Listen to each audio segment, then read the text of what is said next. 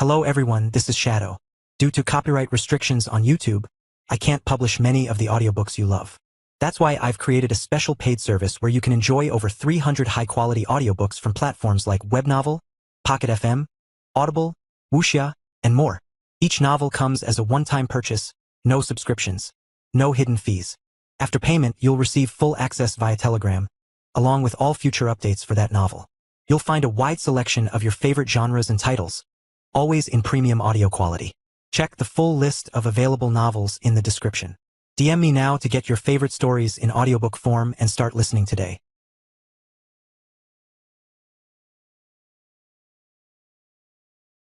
Chapter 836. Runes 4. Shit. Touching my cheeks and feeling the warm, wet streak, I instantly understood what was happening. The effects are starting to become more pronounced. I knew that things would only progress from this point forward. I had to try my best to ignore it and focus on upgrading my spells before it was too late. Which spell should I upgrade first? The answer became clear to me rather quickly. Hands of Contagion. It was the most advanced spell that I had, if I excluded my emotive spells. The spell comprised 24 runes. In fact, the total number was 23. However, there was in fact another rune. One that I could now see clearly, right in the innermost ring. Or to be more precise, the fourth ring. An outer rune. That was most likely the rune that had enabled the spell to evolve. My gaze lingered on that very rune for a bit of time. I didn't quite know what this rune was or represented, but I knew that it was an outer rune. I memorized its shape in my mind. As far as I'm aware, this rune is a little different compared to the one that I had seen from my previous self. It's obvious that there are several types of outer runes. This type of outer rune can help spells evolve, while the other rune can contain things. I wasn't quite sure about this. However, what I did know was that I needed to inscribe that rune into my spell in order to do something against Evelyn. But as things stood, an advanced spell wasn't enough to contain 2 outer runes. I needed to upgrade it. Let's not waste any more time. Taking a deep breath, I began the process. I hope I can get this done in time. Now that I could finally perceive the outer rune, the structure of the entire spell started to rearrange itself in my mind. The outer ring began to reveal gaps I had never noticed. The proprietary runes in the middle ring shifted slightly, rotating just enough to make room for an additional modulation conduit. Even the modulation runes themselves were vibrating with a more stable resonance. All of it was happening because of that single outer rune. I reached toward the construct and let my perception sink into the layers. The first thing I tackled was the flow runes. There were 6 of them, but with the outer rune anchoring the sequence from the middle, the circulation changed. It no longer spiraled the way it used to. Instead, the currents tightened and folded inward, creating a condensed spiral that increased the mana density without destabilizing the middle ring. A small relief washed through me. This meant I could restructure the proprietary runes next. The 4 that formed the spell's conceptual identity were already reacting. Contagion, Multiplicity, Grip, and Lingering.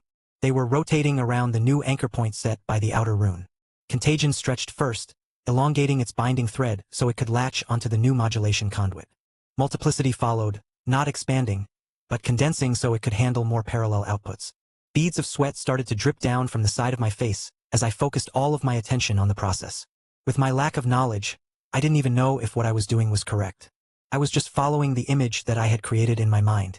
As things stood, the spell was still simple enough for me to follow along with the process. I could see the evolution point forming. In that moment, I started to inscribe several new runes. A superior spell contained 30 runes. Hic, hic. Soft whimpers echoed within the darkness. The cries echoed through every corner of the darkness as Evelyn's figure emerged within it. Her body curled in on itself. She hugged her trembling form tightly, drawn into a fetal position, as if desperately trying to preserve what little warmth she had left. Hic! Her cries continued to echo across the darkness as dark tendrils tried to curl around her body, trying their best to comfort her, seemingly whispering sweet nothings to her. You're not useless. It's not that you're useless. It's that you never get the chance to try. This isn't your fault. It's never your fault. It's his fault. He always takes the credit from you. He's the one who should be blamed for all of this. This isn't your fault at all. As the voices whispered through Evelyn's mind, the tendrils around her thickened, tightening as they curled around her body in a soft embrace. Moments later, her cries began to fade, replaced by a strange, unnatural warmth that slowly seeped through her trembling form. Hic! Evelyn's mind started to clear up as she basked in the strange warmth that the tendrils provided her. Her cries eventually stopped, and so did the voices. That was also the moment when her mind became clear. This isn't my fault. It never was. It's his fault. It's Julian's FAU. Re-I Thiop. A loud ripping sound tore Evelyn from her thoughts. Her eyes flew open as she watched the dark tendrils wrapped around her body being torn apart. A massive hand reaching in to seize them and rip them away by force. No, what are you? No. Evelyn tried to stop the hand, but the hand refused to listen. Ryup. It continued doing its thing, ripping even more tendrils as Evelyn's expression grew paler and paler. What are you doing? Stop it. I said stop it. Her cries sounded more like a child's tantrum than genuine cries for help. Perhaps they were. And perhaps this was the true Evelyn. Ryup. Stop it. No, no, no, no. The more tendrils were ripped away, the colder Evelyn became. The warmth that had once wrapped around her, that fragile sense of safety, vanished completely, torn from her grasp by those massive hands, leaving only biting cold in its wake. Hatred flashed across Evelyn's vision as she stared at the hands. But just as the hand tore away even more tendrils, opening a gap wide enough for someone to step through, a pair of hazel eyes entered Evelyn's vision. Hazel eyes she knew all too well. Moments later, his voice carried through the darkness. That cleric. Then the words that followed made her go completely still. You're the one who killed him, weren't you? Chapter 840. Hypocrite. 3. What? Evelyn's whimpers came to a stop as she stared at the pair of hazel eyes. What did you just say? Her eyes flashed with coldness for a brief moment, but the gaze had no effect on the pair of hazel eyes calmly staring back at her. That cleric who ended up helping you. You killed him in the end, didn't you? What are you talking about? The trembling had long left Evelyn's voice, replaced by a certain chill that matched the surroundings. Staring at her, the pair of hazel eyes moved back a little, revealing a thin smile. It looks like you're still not fully free. What are you talking about? I just want to ask you something. If you're the one who didn't kill the cleric, then who did it? I don't know, but it's not me. Everyone said that it was an accident. I don't quite know. But it wasn't me. Pausing, she added. I'm telling you that it isn't me. And how are you so sure of that? What? Evelyn was starting to boil with anger, her face twisting menacingly. But before she could act, Julian stepped forward and pressed a hand down on her head, stopping her in place. What are you? Just making sure you aren't doing anything stupid? Julian replied softly, his hand clutching against her head. Evelyn tried to struggle, but it was to no avail. Julian's grip was far too strong, and all of the energy inside of her body had long been spent. She was at Julian's complete mercy. Stop! Let me go! Of course, just because she couldn't force herself free didn't mean Evelyn was going to let Julian have his way. She continued to struggle, grabbing his hand with both of hers and digging her nails into his skin. Let go! Her shouts filled the surroundings, dark veins appearing all over her pale face. What the fuck are you even doing? What is wrong with you? In her rage, she didn't even notice the darkness that was taking place within her eyes. Slowly but surely, the darkness was crawling, corrupting her. Julian took all of this in silence, his gaze remaining clear as he ignored Evelyn's cries and struggles. Evelyn didn't stop. She continued to shout, each scream louder than the last. Let go, damn it. I'll kill you. I'll fucking kill you. Why aren't you listening to me? Damn it. Damn it. Her nails dug deeply into his skin, forcing out blood. In spite of this, Julian didn't let go. He just stared at her. I hate you. I hate you. I fucking hate you. Let me go. But soon, even her complaints started to dwindle. I told you to let go. Stop. I told. Stop. Stop. Why? Why don't you stop? Stop. Please. Evelyn's voice grew softer and softer until, perhaps too tired or realizing that she couldn't do a single thing, she stopped. Even the darkness within her gaze momentarily halted. Julian's hand softened at the sight, but not his voice, cold as it had always been. You may not realize it, but your mind has long been corrupted. The things that I've previously talked with you about with the others, they've finally caught up to you, and this is the result. You might not realize it yourself, or perhaps you've forgotten, but you were the one to have killed the very same cleric that once helped you. Stop. Evelyn shook her head, trying to deny his words. Her voice came out weak and unsteady, exhaustion weighing heavily on her face. But it didn't matter to Julian. He had seen it all. He knew the truth that was buried deep down in her mind. All because he wouldn't teach you more, because you were so desperate to be something. Do something that you allowed the darkness to corrupt you for a moment. You might not remember, but you did it. You killed him. Evelyn's lips trembled, her head shaking as she mumbled things like, "No, that makes no sense. I didn't do it. I know I didn't. You're lying. You yourself may not realize, but..." Julian flicked his free hand. Swoosh! Immediately, the darkness surrounding faded, replaced by a different scenery. One that Evelyn felt was vaguely familiar. This place. What are you doing? If you don't want to acknowledge it, I'll just show it to you. Show me what? What are you? Evelyn's words came to an abrupt stop as she felt her lips get sealed together. Her eyes widened as she looked at Julian, but he wasn't looking at her. He was looking somewhere else. Somewhere distant. And when Evelyn followed his line of sight, her face froze. A lone girl walked through a long stretch of yellow flowers. Her head kept low as strands of purple hair draped over her face, concealing her features. She moved slowly between the blossoms, her lips murmuring the same words again and again, over and over, as if afraid to stop. Why can't you? Why can't you? Why can't you? The girl looked to be around 15 years old. The moment Evelyn's eyes settled on her, a jolt ran through her body, like electricity surging along her nerves. The darkness creeping into her gaze halted completely, leaving her staring at the scene with her mouth slightly open. This place, the scene. Her breathing started to grow heavier, her lips trembling as she tried to make sense of what she was seeing. But before she could, her head flinched. Fake. It's all fake. Voices began to whisper in her mind. Do not fall for his tricks. He's trying to manipulate you with fake memories. None of this is real. All of it is fake. Ha! Evelyn's chest trembled, the darkness that had stopped spreading across her eyes once again beginning to move. But this time it was different. The darkness wasn't as deep as it once had been. It was a lot slower, and as Evelyn stared at the scene in front of her, doubt started to creep in. This is fake, right? This has to be fake. I don't recall any of this. This must be Julian trying to fake things. Yes, it has to be. Despite telling herself that all of this was fake, the lingering doubt that Julian had planted still remained at the back of her mind. It stopped the darkness from further consuming her mind as Evelyn focused her attention on the girl. And soon, what are you doing here? A familiar voice echoed across the surroundings. The young girl standing among the flowers came to a halt, her gaze still lowered as a figure emerged in the distance. Dressed in dark robes marked by a striking red cross at the center of his chest, the cleric regarded her with clear displeasure, his expression hard and unwelcoming as he took in her presence. Did I not tell you that we were going to stop here? Why have you decided to come? His tone was stern, and there was clear anger written across his features as he looked at her. Do you know how far you are from your own estate? It makes no sense for you to be here. I already told you that you're not cut out for this. I've also taught you a spell as I promised. In fact, you being here is already delaying me quite a bit. What are you going to do if one of my patients ends up dying because of the delay? Despite his words, the young girl didn't move. Her head remained lowered, her expression still hidden by her draping hair. Seeing this, the cleric didn't grow angrier. Instead, his face eventually softened as he walked up towards the young girl and reached for her shoulder, lowering his body to meet her at eye level. Listen. His tone softened as well. I understand that you want to help. While I don't understand what is driving you to be so desperate, I can understand your wishes. I really do. However, there are steps to things. Right now, you're trying to rush things a little too quickly. You're still not ready yet.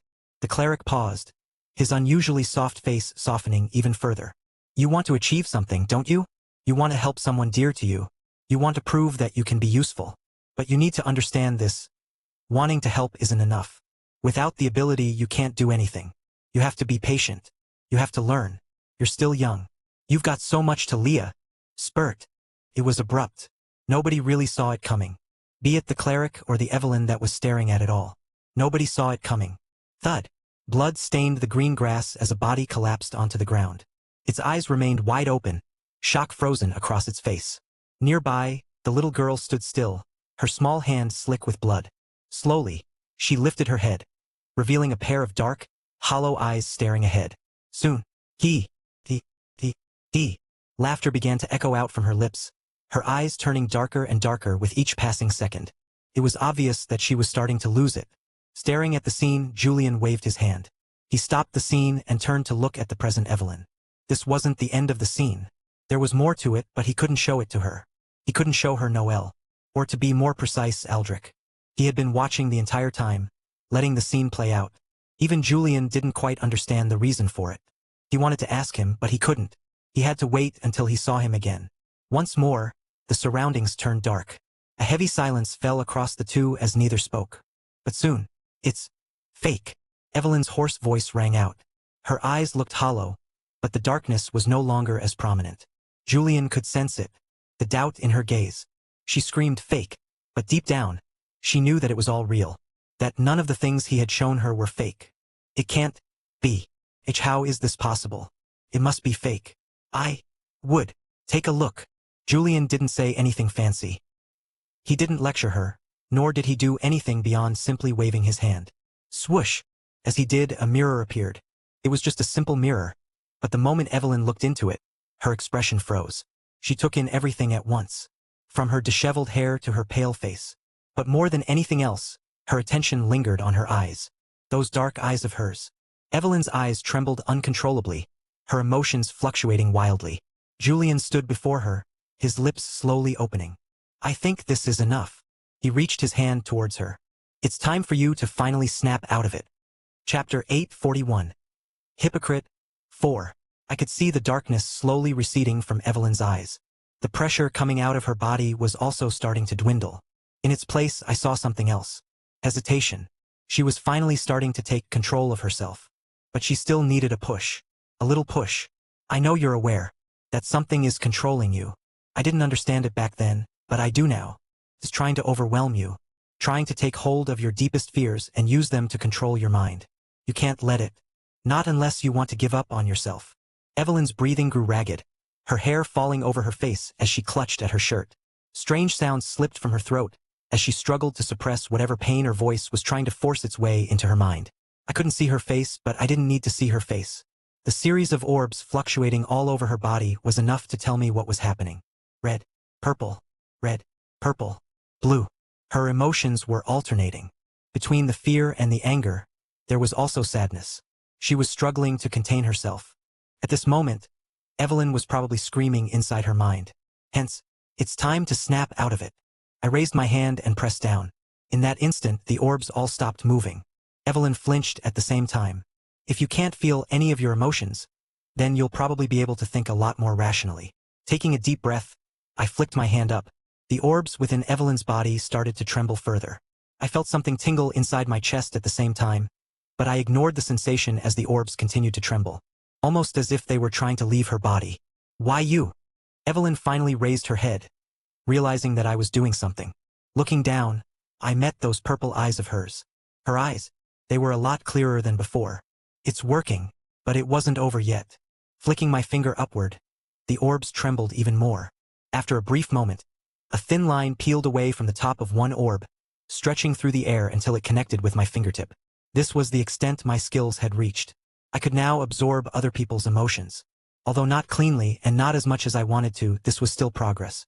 Soon enough, I'd reach a point where I could just completely steal other people's emotions. This was most likely the path I needed to take in order to reach the 6th level of emotive magic. Why you? Evelyn couldn't see what I was doing, but she probably sensed it. What are you? Lessening some of your burden.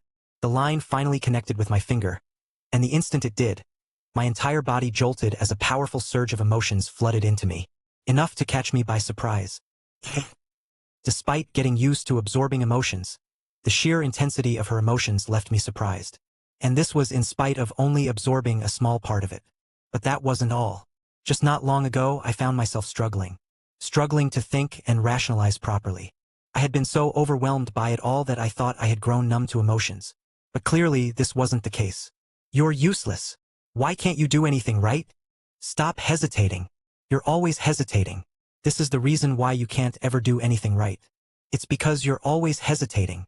You're nothing but a failure. Try to be useful for once. No. I am useful. I can do it. I really can. As more of her emotions poured into me, I started to hear a familiar voice. It was Evelyn's voice. I could hear her screams, the resentment and all the hatred that she had built up over the years. It was intense. Extremely intense. But instead of stopping, I absorbed even more. Julian. Evelyn's startled voice reached me a moment after, and when I looked down at her, I merely shook my head.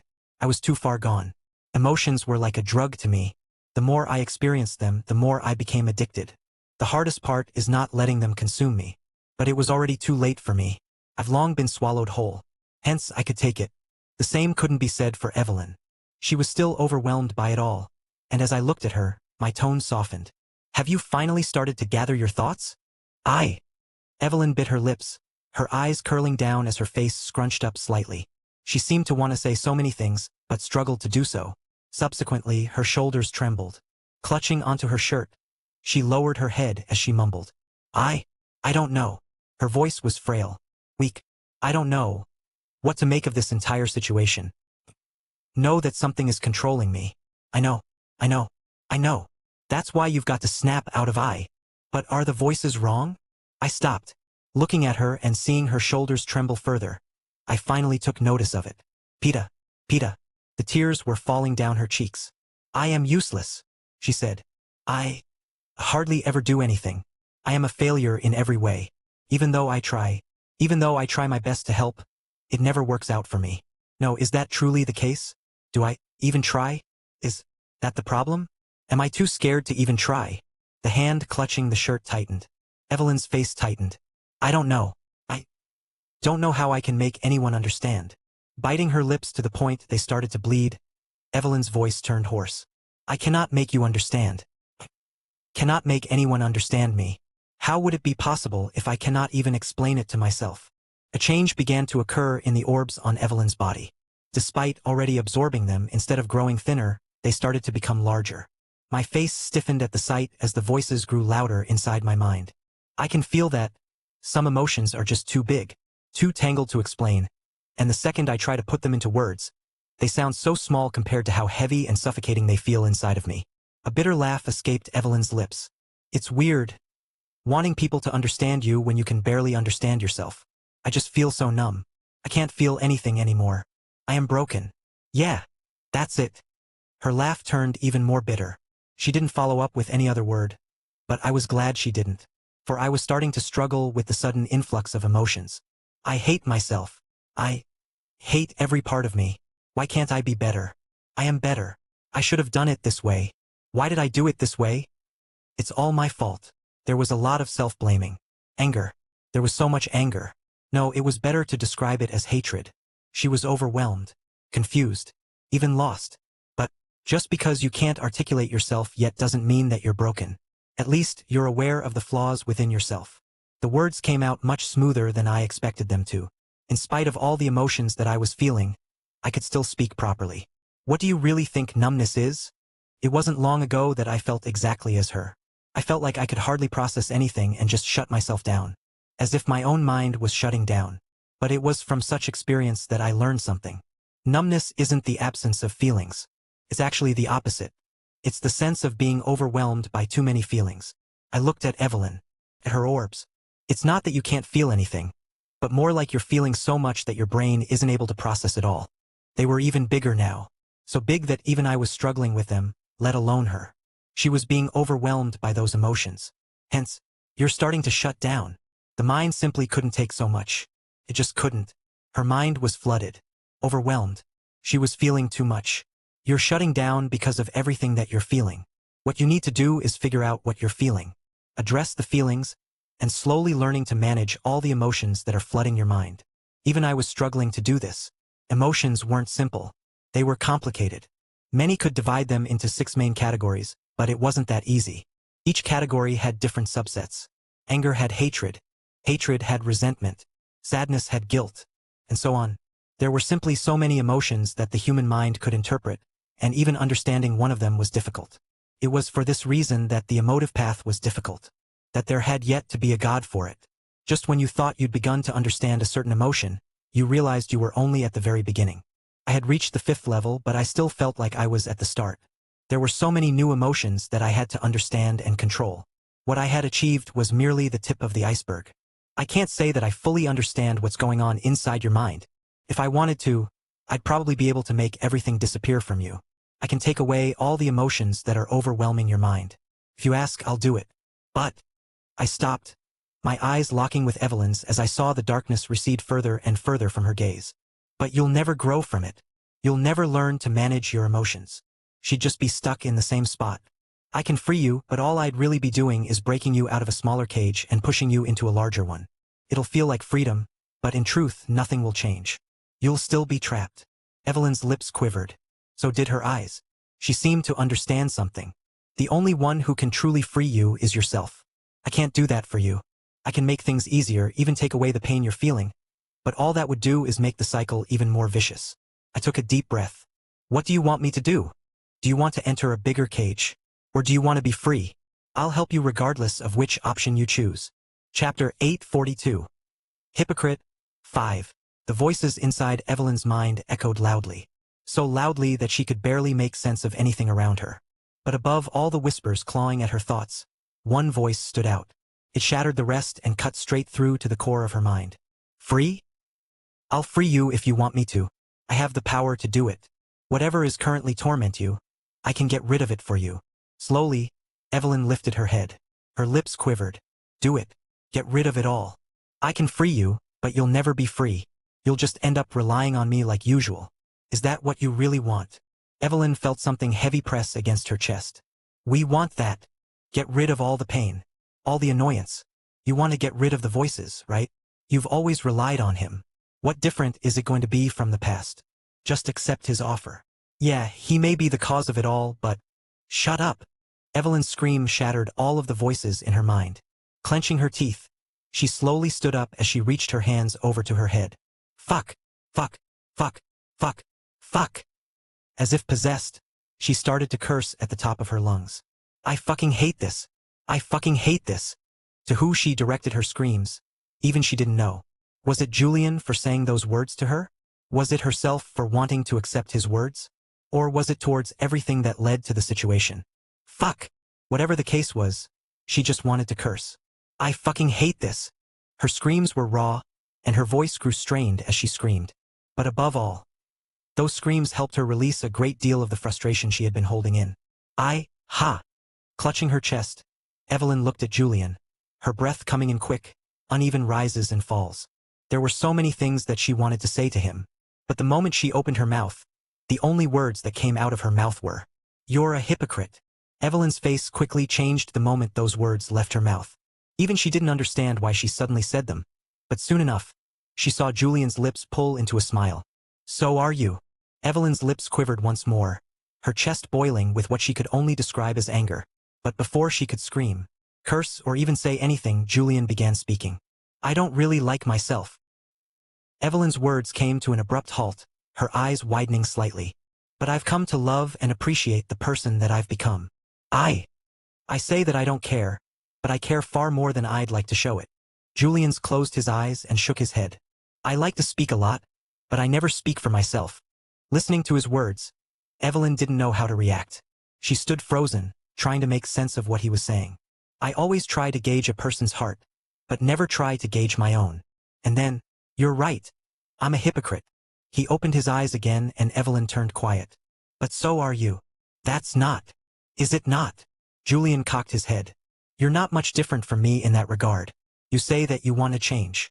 You say that you want to be useful, but can't stop thinking about having me help you.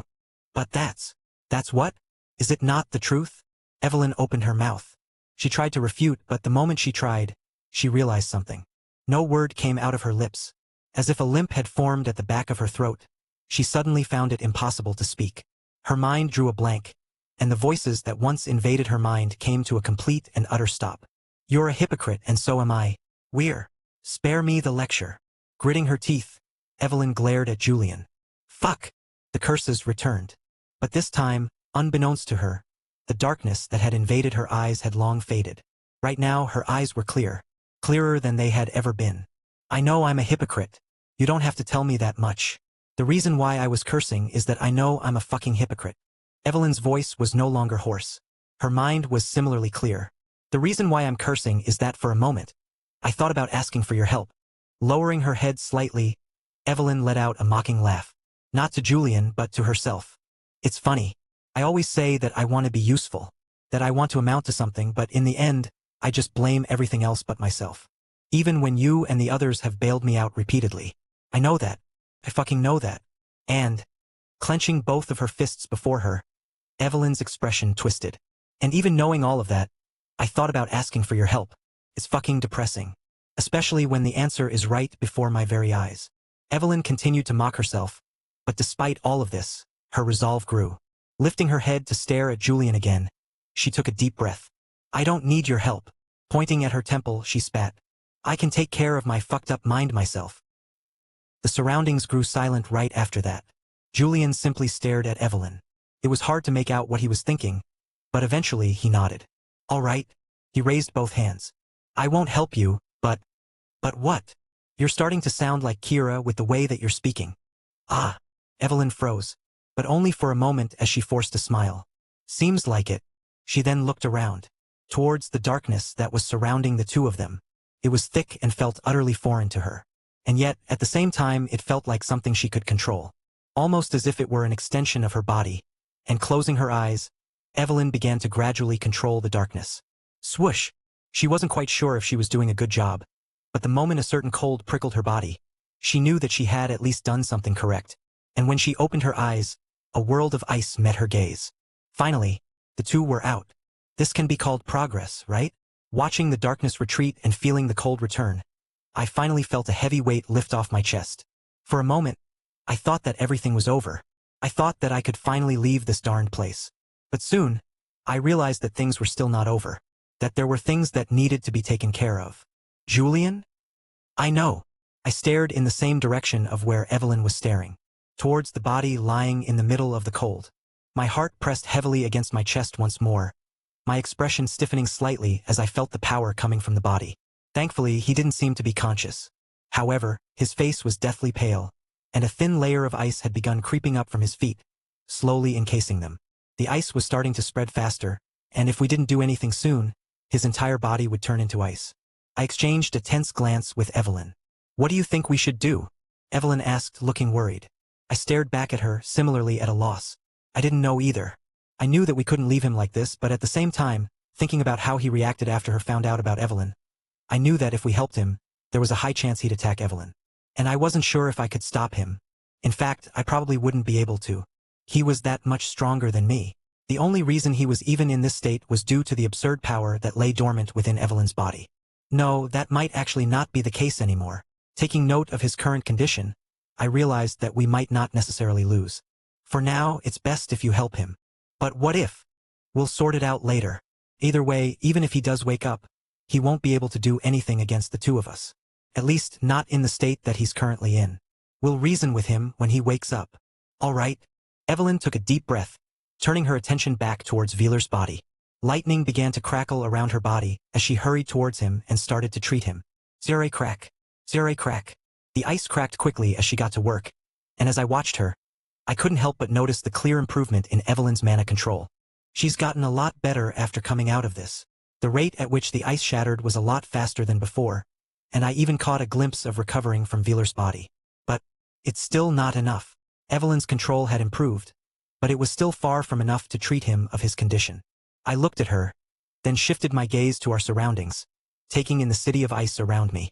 From the towering buildings carved from frozen crystal to the drifting fog that enveloped everything. The fog had visibly thinned following the events with Evelyn, but it was still thick. The cold was still biting, with no signs of ceasing. Looking around, I grew concerned. Just how in the world are we going to get out of this situation? I had dealt with one problem, but the real one still remained. Leon and the others were frozen in place, their life slowly being drained away.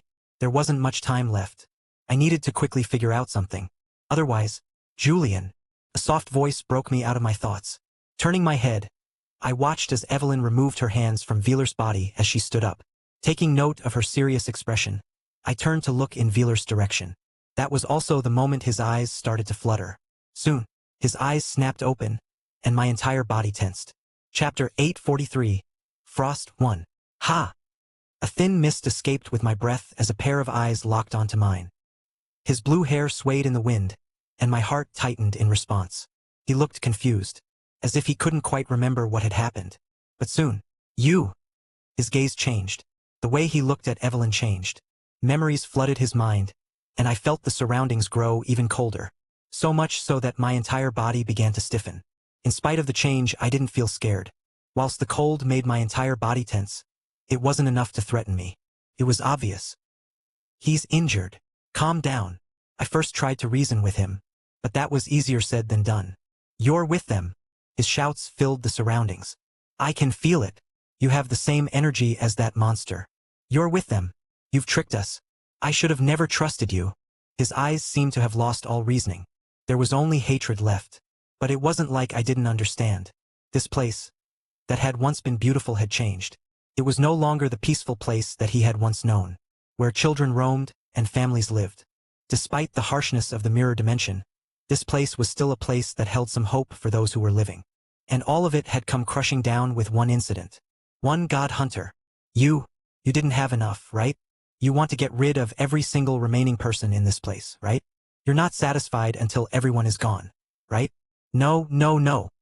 The usually calm Veeler was gone. In its place was a Veeler filled with nothing but hatred. Thankfully, I existed. Calm down. My voice came out calmer than I'd expected.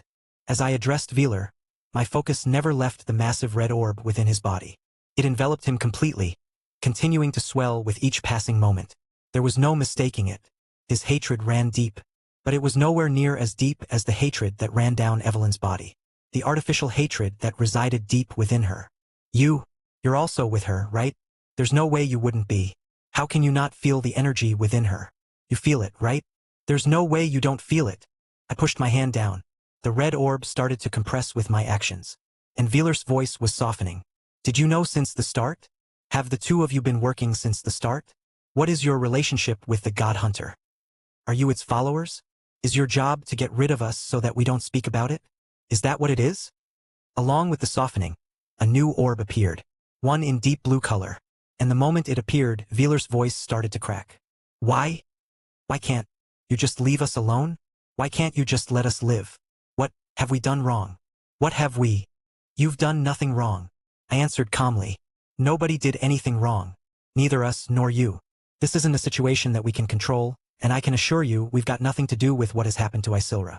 Otherwise, if we truly had something to do with the place, we wouldn't have been affected by the cold like we are. I reached for my sleeve and tugged it down, revealing the chunks of ice that had latched onto my arm, creeping along my skin. My entire arm radiated the moment I exposed it to the cold, the ice growing even thicker as I channeled my mana and covered my arm once more. I really need to figure out a solution to this soon. I don't know how long I'll be able to last. To make matters worse, Leon and the others had even less time. I needed to get Veeler to trust us once more. There's also the matter with our friends. They've turned into ice, and the reason we're even here is to try to resolve the curse around them. There's no other reason why we chose to remain here. That could all be an excuse. I know. There was no denying that. But we could have also killed you right here and right now, and yet we didn't. I looked at Veeler meaningfully. His lips parted, seemingly trying to rebuke me, but as if also realizing the situation, he stopped talking. He understood that I was right. If I really wanted to kill him, he would have already been dead by now. There's no reason for me to keep you alive if I'm really against you. Now that I had taken control of his anger, the irrationality that gripped his mind was gone. In its place was the calmness that I was used to seeing. But within that calmness, I could still see doubt, especially when he took a glimpse of Evelyn. She's cursed. I spoke before Evelyn could. I already had an idea of how to convince Veeler. You must have seen it yourself. That strange energy that is covering her body. It's a curse. It's a curse similar to that of the God Hunter. I can't say for sure if it's the same, but I'm sure you can tell that it's not something that she can control. In fact, I believe that the God Hunter is also experiencing a similar situation. If the God Hunter was truly Delilah, then there was a high chance that the darkness had consumed a better part of her rationality. I hope things hadn't degraded to that point, but my hopes were slim. The more I thought about it, the more my heart clenched. I can't tell you what it is since I don't know it myself, but as of right now, she's the only one who is capable of getting rid of the curse. I looked towards Evelyn. If the curse truly originated from the God Hunter, then she was no doubt the key to solving the entire situation. Her control had also improved significantly. Just a little more and the others. As if suddenly recalling something, Veeler's face paled. He hurriedly reached for the snow beneath him, trying to push himself up, but the effort alone nearly sent him stumbling back. Thankfully, Evelyn appeared at his side and helped steady him, pulling him to his feet. Thank you. Veeler looked at Evelyn, his expression haggard. There seemed to be many things that he wanted to say. There was both doubt and reluctance. He was still clearly wary of her, but at the same time he looked worried. Extremely worried. Not about her but something else. I took note of his expression and opened my lips. But we have to hurry. He spoke before I could. Because of what happened, I lost control. I wasn't able to keep my connection with the safe house. The others. Understanding quickly dawned on me as I thought about the children in the safe house. Oh shit. Looking at Evelyn, we both moved. Let's go.